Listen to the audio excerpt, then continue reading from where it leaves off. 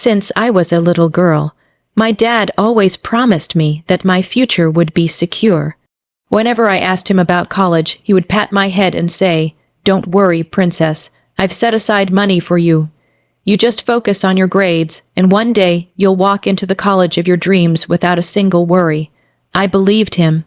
For years, those words became the foundation of my ambition. Every late night study session, every extracurricular activity, every part-time tutoring job I took, I worked hard with the faith that one day, my sacrifices would pay off. My dream was to attend a prestigious university, one that carried not just a degree, but a promise of opportunities. And behind that dream, like a safety net, I believed my dad had protected me. The acceptance letter finally came. It was the happiest day of my life. I still remember how my hands trembled as I tore open the envelope, my eyes filling with tears when I saw the word congratulations. My mother hugged me tightly, crying with me, and even my father cracked a rare smile. But when I sat down with him later to discuss tuition and expenses, everything came crashing down. He cleared his throat, avoiding eye contact. "About that, there's been a change of plans." My chest tightened. "What do you mean?" "The fund, it's gone. I had to use it." The words didn't register at first. I blinked at him, waiting for the punchline. "Gone? What do you mean gone?" "I had debts," he said flatly, as if he was telling me the weather. The bank was breathing down my neck.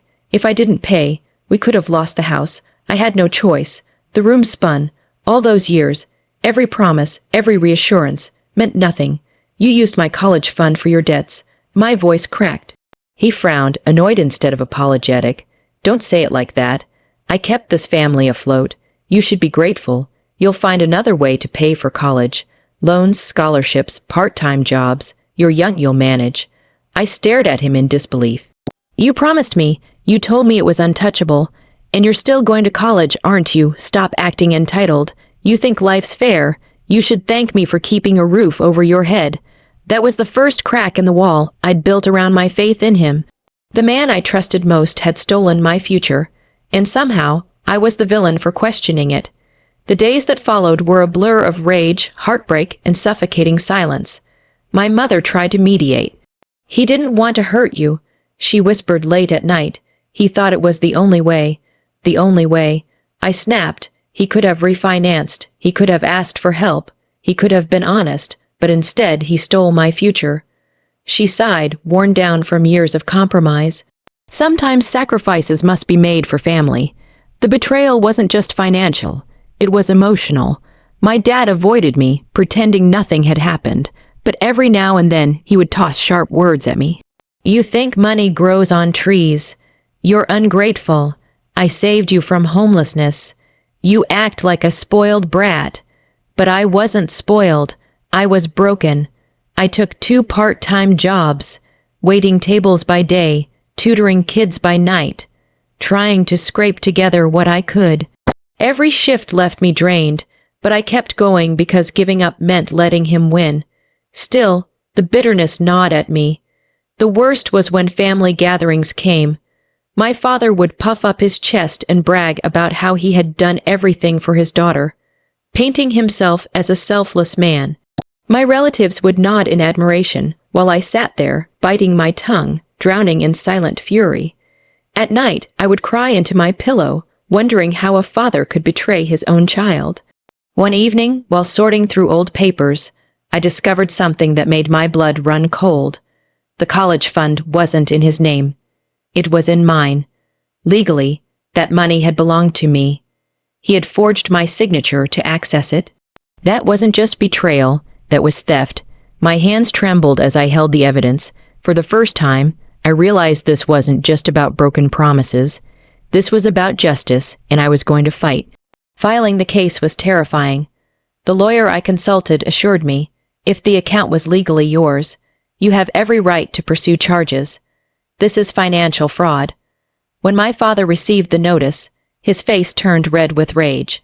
"How dare you drag family matters into court? You think you're some kind of victim. You're nothing but an ungrateful child." Ungrateful, that word had become his weapon. The trial began weeks later. Walking into the courtroom, my knees shook, but I held my head high. Across the room sat my father, glaring at me with pure hatred. His lawyer painted me as selfish, claiming I was exaggerating, that my father had simply borrowed the money for the family's sake. When I took the stand, he sneered at me. "You should be ashamed, airing our dirty laundry in public. Do you have no loyalty to your own father?"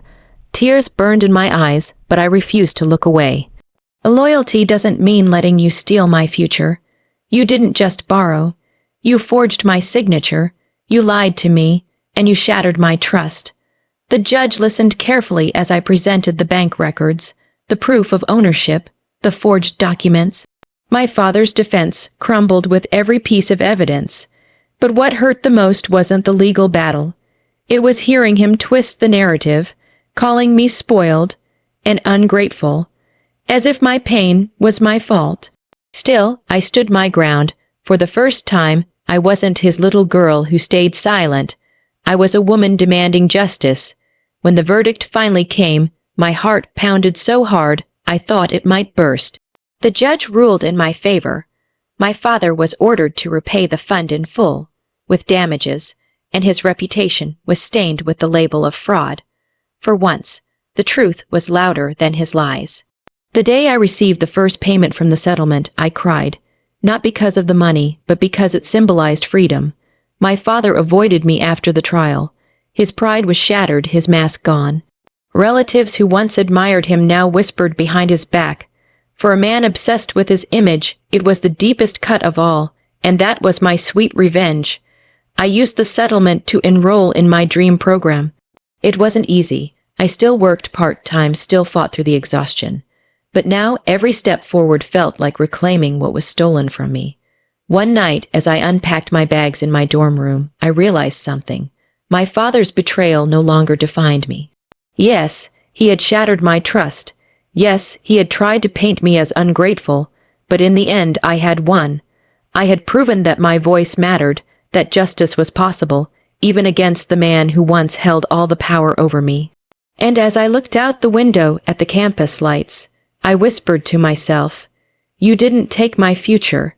You only made me stronger."